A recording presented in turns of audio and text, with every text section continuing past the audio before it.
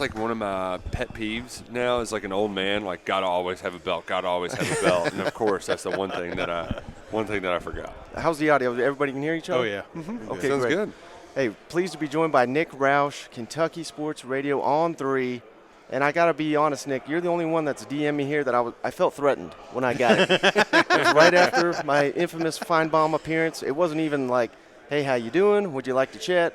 Where are you? And I was like, I'm upstairs. Cousin Shane, he was like, make sure we're rolling the cameras. If he assaults you, we'll have it on tape. It's weird. Usually you'd think I'd be beefing with a Tennessee guy, too. I know, right? But that's what I love, too. We were talking before we went on. It's fun to kind of mix it up here instead of just doing some Twitter stone throwing, because it's all in good fun. Right. But that's why we do this, right? Is to just debate, argue over our teams, their team, your team, why Tennessee stinks, why Kentucky's the best, stuff like that. It's a lot of fun. It's the rivalry, man. Growing up, you remember there was a lull. There was the longest winning streak that we talked about all the time. Nobody cared about Kentucky. Mm-hmm. Now you have to care about Kentucky because they're going to come in there and kick your ass if you're not ready for them. And what's weird, too, is it's kind of – what's made the Tennessee game even more frustrating is Rick Barnes has made it more of a rivalry on the basketball court, too. So it's like, damn it, you cannot lose to both of these teams, all right? You can't lose the football and the basketball. You got to get at least one of them. You could shoot a tweet out about volleyball, and we're going to say, oh, well, our volleyball team. Exactly. I love that it's back, too, because I still remember the time that I what's the opposite of fell in love? Whatever that is, it was 2007. Eric Ainge and the Tennessee Volunteers come to town. Kentucky, best team of my lifetime, right? Yeah. They're 7-4. If they win this game against the Vols, the first time in decades, I think it was like '86, I want to say. They win this game, they're going to the Outback Bowl. Right. New Year's Day game. This is huge. It's bitter cold. The game goes into overtime. I'm in the end zone. Lona Sieber is getting ready to kick the game-winning field goal, and this usher comes up to me and says, sir, you can't be down here. And I'm like getting ready to rush the field. Sir, you can't be down here. And I'd been there throughout this whole comeback. I'm like, this is my lucky spot. You will not make me move. And he grabs me, pulls me away. Lona Sieber gets the field goal block. Kentucky loses 3 overtime. It's your fault. It is your fault. And the whole time I was sitting there with a UK helmet on my head, wind burnt. And then I had to go. Kentucky played at Rupp Arena to some directional school afterwards. I can't drive, so I'm stuck having to go just sad and windburnt to Rupp Arena to watch the basketball team blow out somebody. That was here in Rocky Top over and over and over. That's where I learned to hate Tennessee. Absolutely. That's his ringtone. But, hey, let me ask you. So what you just said there, though, 7-4, that was the best Kentucky season of your young life there. Yeah. Now we're going off 2 10-win seasons in the last 4. What a wild run it's been. So tell me why I'm dead wrong, why Kentucky ends the season here right where we're starting it in Atlanta. Well, Mark Stoops has gotten to this point in his career by doing a rebuild in the most unconventional way, a very old school way. Linemen running the football and defense. Yeah. It's about defense, tackling, blocking, and running the football. Well, finally has a quarterback now, and a pretty darn good one, who in his first year there was a little bit of trepidation, like, all right, is this guy actually going to be the real deal? Liam Cohen gave him the keys to the car, and we just watched him go. Throughout the year, he got progressively better, with a few exceptions here and there. He certainly got more comfortable running the football, knowing when, all right, here's a time where I've got to force the action, but also I can just go get this first down with my legs. His deep ball did get a little bit worse, a little bit more inaccurate throughout the year, but you're seeing a guy where Kentucky finally has a quarterback. Yeah. And in order to beat a team like Georgia, you have to have a playmaker, a difference maker, somebody to make that outstanding play. And Will Levis, he can make those outstanding throws, that outstanding run, the 1, 2, 3 plays to put you over the top. He can do that. It's a long road to get there, but you can see a scenario where, you know what, Kentucky's got a really good talented edge rusher with J.J. Weaver. They've got more experience now in the secondary, really good group of linebackers. Chris Rodriguez, if he can play the whole season, he can be the new rushing record holder at Kentucky. There's a lot to love there if things go in the right direction and Will Levis meets his lofty expectations. I'm glad you mentioned Rodriguez because I was going to ask you, do you think we'll learn anything? Will Mark Stoops reveal anything during his day here at SEC Media Days? I have a feeling that he's going to hem and haw a little bit, but also say that he's going to miss at least one game. You're right. But the rest TBD. Mark Stoops is one, too. He likes to keep things close to the vest. The one exception, in my mind, I see him playing it kind of like a quarterback competition. The only time he's ever not taken a competition throughout fall camp was last year with Will Levis. It was a no-brainer. So hopefully this is a no-brainer. We can learn that he's missing the Miami of Ohio opener, get him warmed up to go down to the swamp at Florida. Well, I was going to say, do you think he spurs this thing and says, well, he's going to miss this game and this game? Oh, you know what? we joke too. It's like, you know what? Those non-conference games, they're just, you can't let him. He really likes his non-conference games. So we thought that'd be the best form of punishment is not let him play against Youngstown State. So do you have a prediction for Rodriguez? Do you think he'll play against Florida? I'm hesitant.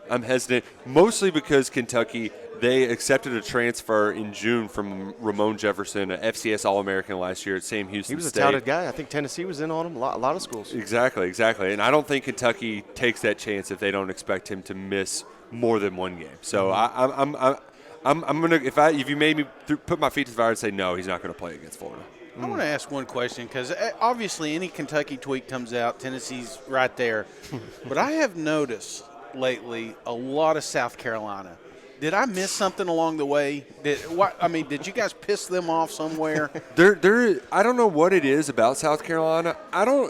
Does Shane Beamer have Cupid's arrow? Do they hide him somewhere? Because the media members, they just love them. They're God's gift of football. They can do no wrong. And it irritates the hell out of Kentucky. And when Will Muschamp was there, it irritated the hell out of Mark Stoops.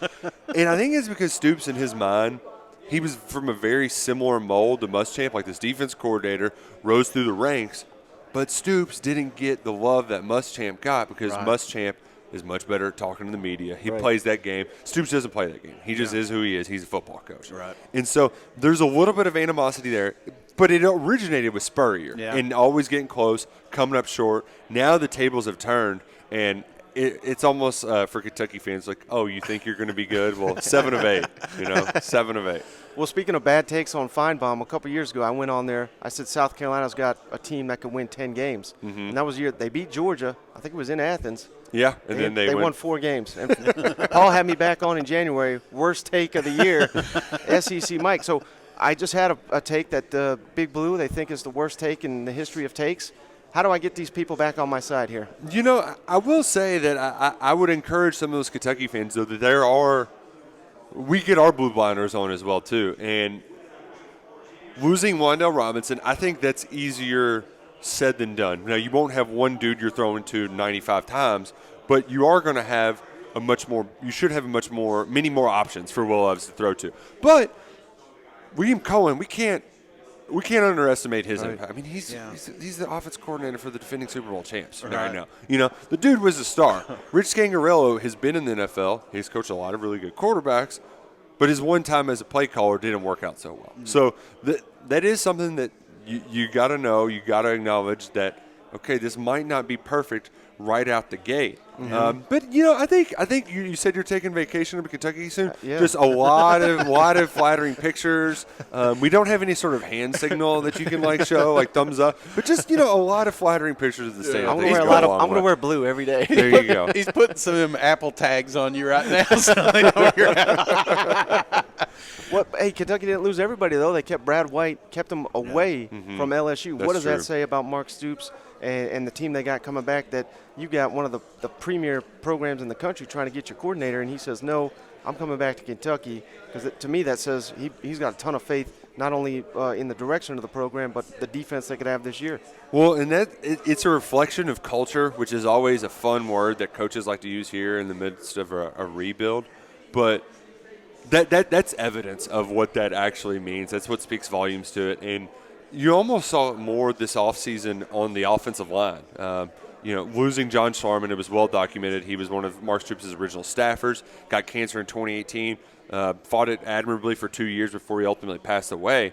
And when they brought in Eric Wolford, he was recruiting his face off, but he was a bit abrasive. Let's just say that. And the culture fit really wasn't there. He left. There was a lot of drama around it, but they brought in a guy who also like Scangarella from the 49ers, but Zach Enzer's first job was a graduate assistant for John Sharman at Troy.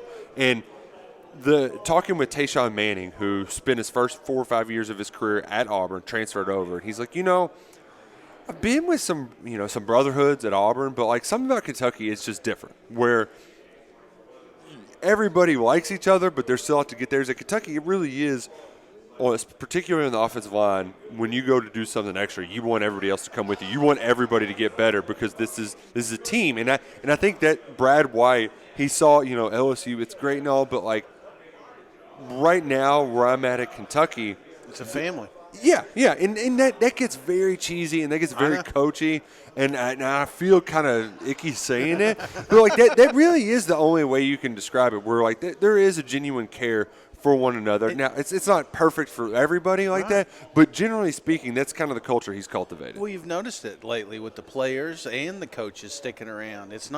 Kentucky's not a stepping stone anymore. Right. You know what I'm saying? It's a career and it's a place you want to live and die at. And the other evidence is they don't have a bunch of opt-outs for bowl games. Yeah. They've had some guys get injured who are like, okay, it's a little fishy, I'm going to hold myself out. Yeah. But, Josh Allen didn't have to play in the Citrus Bowl to be a first-round pick. Benny Snell didn't have to. All these guys stick around, and that's just more and more evidence to kind of what Stoops has built at Kentucky. Now, I watched a cute film last night with Will Levis. You like that? Is this the Heisman kickoff? Is that It's what the that the Heisman little kickoff. 30-30? It's the Heisman kickoff. Now, I do give Kentucky credit. Even if it's just for the minor awards or whatever, they go all in on their guys. Yeah. This is fun seeing little Will Levis run around. He did the Zach Wilson throw in high Absolutely. school. Yeah. The running left, throw it across your body 50 yards the other way. That was awesome. I loved it. But the banana transition, they had to get it in there somewhere and get right off of it. Like, we have to acknowledge the elephant in the room.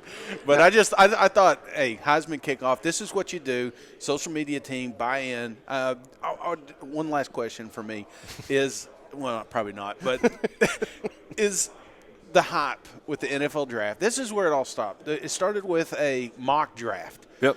And Twitter just blew up. Will Levis is going where, Do you think that was a good thing for that program, or do you think that is extra pressure on this program? Initially I thought it could have been a bad thing because Mark Stoops is at his best when he's got a chip on his shoulder. He likes being the pissed off redheaded guy in the corner. I'm glad I could help. They don't give me any respect. But coming down here to media days, there is a lot of that usual like, okay, here's some bulletin board material for us, and they don't need it, but it certainly helps. And I think in Levis's case too, he's smart enough to know that he's not good enough. Yeah, he can't. Even though they might think he's a first round pick, he's only started 12 games in his career, 13 games in his career. So he knows that there's still plenty of work to do. And I think really a lot of it was just a validation of what Cohen had been telling him, what Scangarello had been telling him. Like, listen, the NFL guys just love what you can do. You have to put in the work to make the right decisions, to be more consistent on Saturdays. Last thing I have for you, I know this may be a little bit sensitive for the Kentucky fan base, but the Tennessee-Kentucky game, they used to play for a beer barrel. Yes. And I realize why they don't do it anymore, tragic death. It was, yes. But do the Kentucky fans, do they want that back? Because Tennessee people, we're dying to bring the beer barrel back. We need to bring it back. And the problem is we've got an athletic director right now that beer's a 4-letter word. Unless you're rich. If you've got money, you can drink it in the suites. You can't drink it anywhere else. But it is one of those things that I know there's a negative connotation around it. Yeah. But it's just a cool damn trophy. Can we not just have a cool trophy for a rivalry game? And now we're finally winning it every once in a while. And it doesn't just have Tennessee wins all over. I don't want to put you on the spot or anything. You don't have to commit at all. But we, on our show, we got a lot of Kentucky fans. So because there's no beer barrel, what we do is we call it the bourbon bet game. Okay. And if Kentucky wins, they have to sell us. They send us Kentucky whiskey. No. If they win, which is not often, rare. But it's very rare. We send them Tennessee whiskey. Okay. And then we'll get. Well, mayor's bet. I'm up for a mayor's bet. Okay. Let's do it, Shane. Yeah. All right. Yeah. All right. Deal. You got it, brother. Deal. First time in person. Nick Roush, tell the folks where to follow you. Everything you're doing at Kentucky Sports Radio and On 3. I'm at Roush KSR on Twitter. Great and then, follow. I do a morning show 7 to 9 in Louisville and Big X. We got a podcast with that. We got 11 Personnel podcast. Just podcasts all over the place. Stuff all over at KentuckySportsRadio.com. And we appreciate y'all following along. Absolutely. Thanks, Nick, man.